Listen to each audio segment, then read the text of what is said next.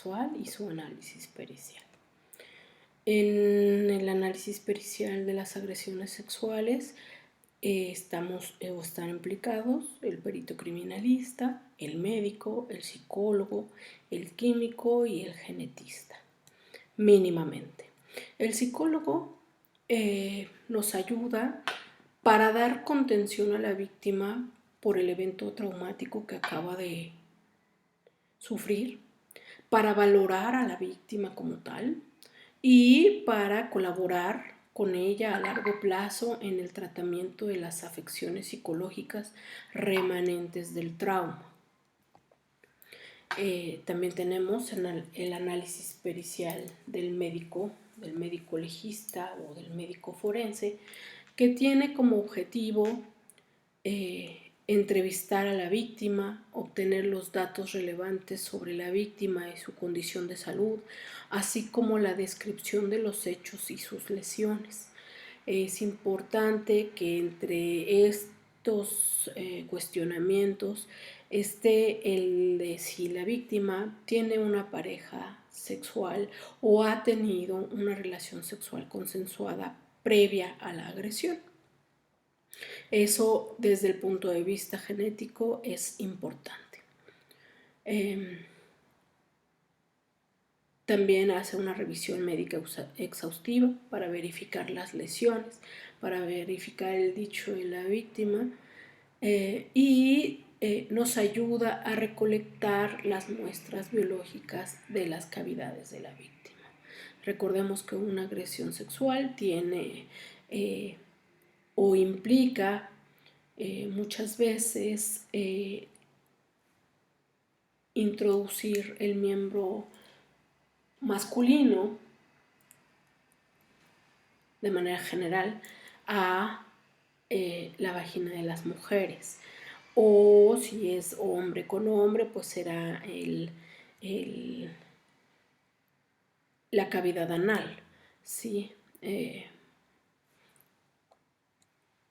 También puede haber agresiones sexuales con objetos que no sean el miembro, el pene de los victimarios. Sin embargo, pues bueno, eso es en términos de probabilidad es menos probable, y si esto pasa, pues entonces también vamos a tener una falta del fluido biológico masculino, que en este caso es el semen, ¿sí? Y eso nos llevaría a pensar o a tener una hipótesis distinta. El perito criminalista en la escena, una vez que está ahí, es su trabajo analizar la escena, describir el lugar, relacionar esa escena con los hechos que la víctima relata y recolectar indicios relativos al hecho. Entre esa recolección de indicios relativos al hecho, pues pueden estar indicios biológicos y no biológicos. Entre los biológicos, pues podemos tener preservativos, manchas de sangre, de semen, de saliva o cualquier otro fluido biológico, ropa interior o tela desgarrada, guantes, armas, papel de baño.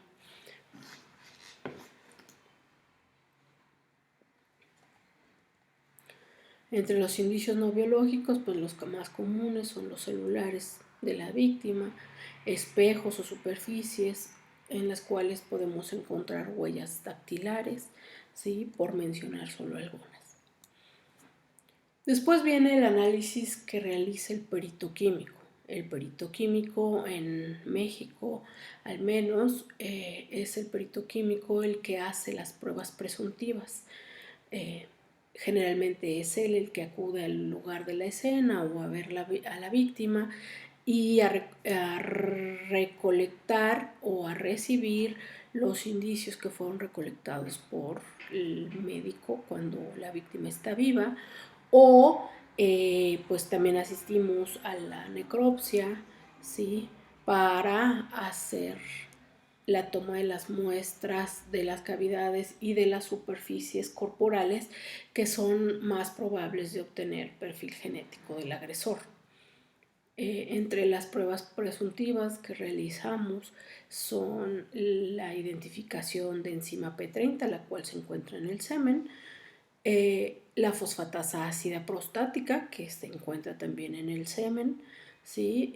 Que da un vire de color de transparente o amarillento a un color violeta. ¿Sí? En la imagen pues ya lo vemos un poco oscuro, un poco café, porque ya ha pasado el tiempo. Este vire de color siempre es inmediato y debes tomar solo un hisopo, no los tres como está en la imagen. Pero desgraciadamente hay veces o hay peritos que así lo hacen. ¿Por qué? No lo sé.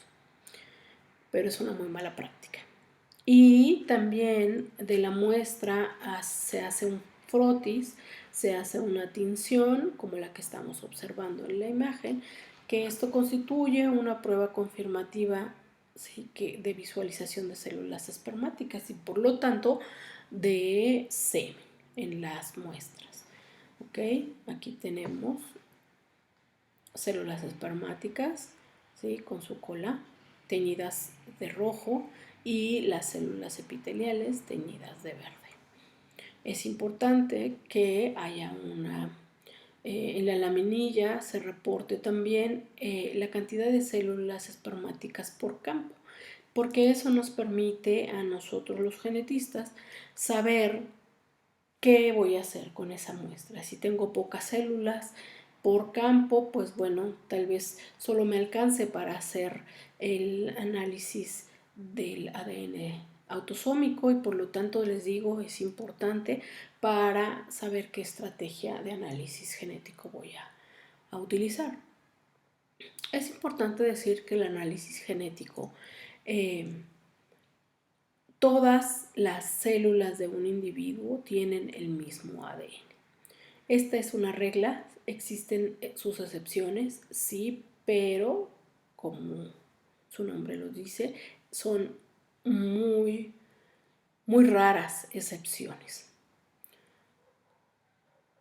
También tenemos otra regla que dice que todas las superficies que están en contacto con una persona viva son susceptibles de que la persona viva deje sus rastros celulares y con el que haya al menos dos células, una célula epitelial y nosotros podamos recolectarla y analizarla, podemos obtener un perfil genético. ¿Sí? Es por eso que también es muy importante que nosotros seamos exhaustivos a la hora de tomar las muestras, de recolectarlas de la víctima. ¿Sí? Por ejemplo, hay veces en que dicen que el victimario se acercó mucho y le lamió la oreja o se la mordió. Bueno, pues ahí es un lugar donde vamos a tomar muestra esperando que encontremos su perfil genético.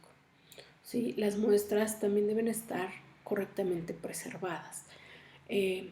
Necesitamos guardarlas en sobres de papel. Siempre toda muestra biológica se guarda en sobre de papel.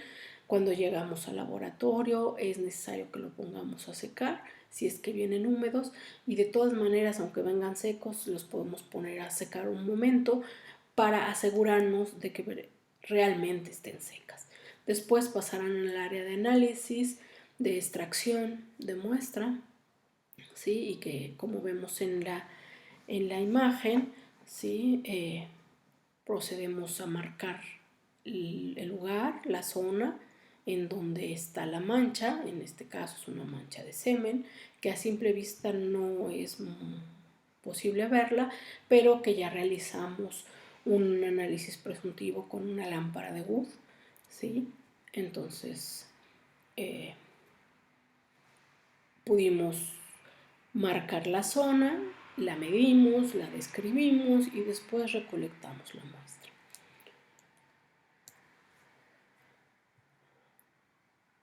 Para el análisis genético es necesario que tengamos en mente qué estrategia de análisis vamos a llevar a cabo. Y esta dependerá de la cantidad de muestra que tengamos y de cómo se encuentre preservada. Si la muestra es más o menos abundante, digamos que encontramos más de 4 células por campo, ¿sí? Y la muestra ha sido bien preservada, entonces pues vamos a poder analizar el ADN autosómico, el ADN del cromosoma, del haplotipo del cromosoma Y, ¿sí? En este análisis vamos a poder obtener el perfil genético de la víctima, ¿sí? Es necesario que para una agresión sexual siempre obtengamos el perfil genético de la víctima, es decir, viva o muerta, recolectemos una muestra de ella, ¿sí? Y que también obtengamos el perfil genético del agresor o los agresores. Es importante que nosotros hagamos o le demos prioridad a la obtención del perfil genético autosómico. ¿Por qué? Porque él nos va a permitir individualizar a la persona agresora, ¿sí? Para poder identificarla posteriormente. Si nosotros solo obtenemos el ADN del cromosoma Y, entonces nos vamos a quedar cortos en la identificación.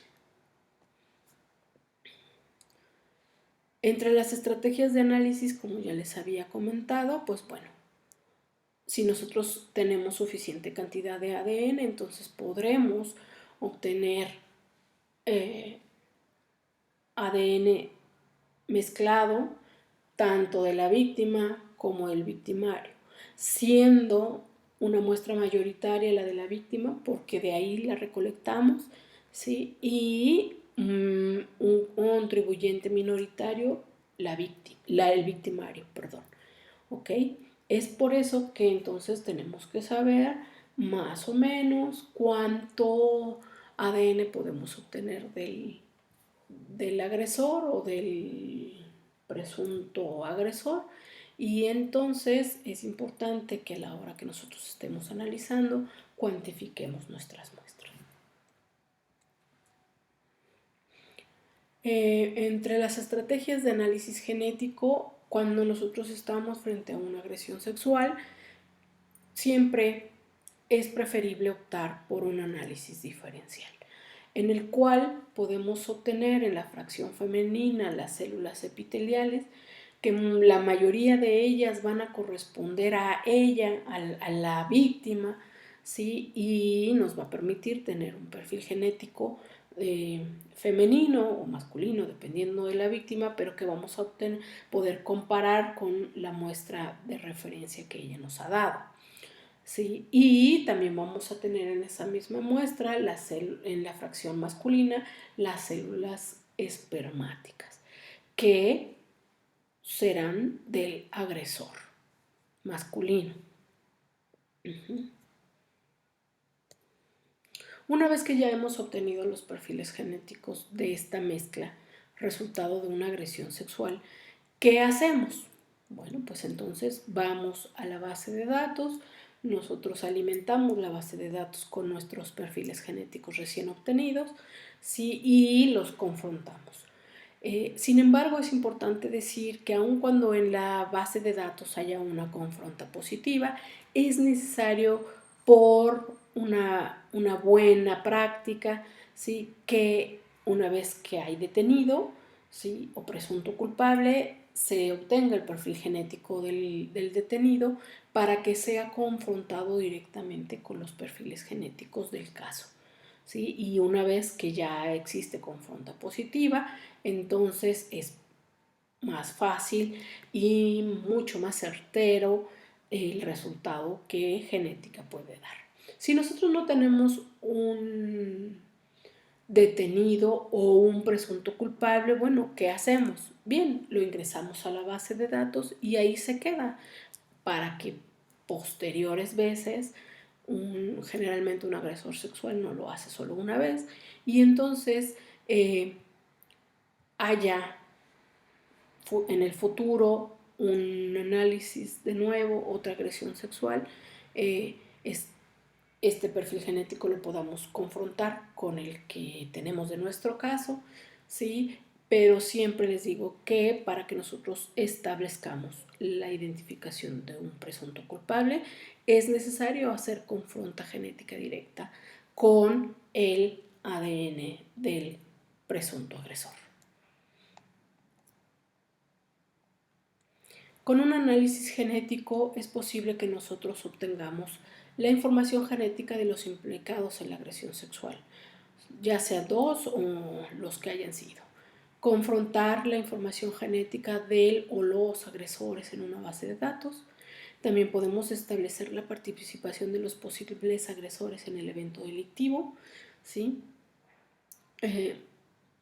¿Por qué digo esto? Porque hay veces en que una agresión sexual con más de dos agresores, hay veces en que uno no quiere participar y solo eh, inmoviliza a la víctima. Bueno, pues eso también se puede ver en un análisis genético, ¿sí? Y también es importante establecer que la muestra biológica obtenida de la víctima es realmente la víctima.